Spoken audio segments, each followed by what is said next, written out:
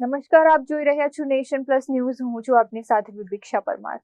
સુરત શહેરના ઉધના મગદલા રોડ પરથી એક ચોંકાવનારા અને ધ્રુજાવી દે તેવા અકસ્માતના દ્રશ્યો સામે આવ્યા છે. ભટારની શારદા નિકેતન પ્રાથમિક શાળાના 12 થી 15 જેટલા માસૂમ બાળકોને લઈ જઈ રહેલી સ્કૂલ વેનના ડ્રાઈવરને અચાનક ચક્કર અને ખેંચ આવતા વેન ડિવાઈડરમાં ઘૂસી ગઈ હતી. આજે સુરત શહેરના ઉધના મગદલા રોડ પર આવેલા બ્રેડ લાઇનર સર્કલ નજીક આ ગંભીર ઘટના બની હતી.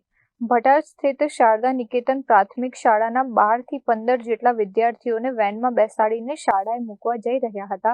તે જ સમયે અચાનક ડ્રાઈવરને ખેંચ અને ચક્કર આવી જતા તેણે સ્ટીયરિંગ પરથી કાબુ ગુમાવ્યો હતો અને વેન સીધી ડિવાઈડરમાં ઘૂસી ગઈ હતી.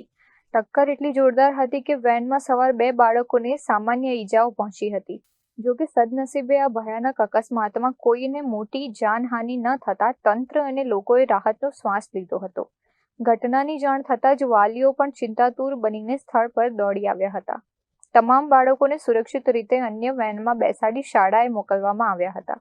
સમગ્ર ઘટના બાદ સ્થાનિક પોલીસે પણ અકસ્માત અંગે નોંધ લઈ આગળની તપાસ હાથ ધરી છે, જ્યારે વાલીઓ પોતાના બાળકોની સુરક્ષાને લઈને ચિંતા વ્યક્ત કરી રહ્યા છે. Bureau report, nation plus news, Surat.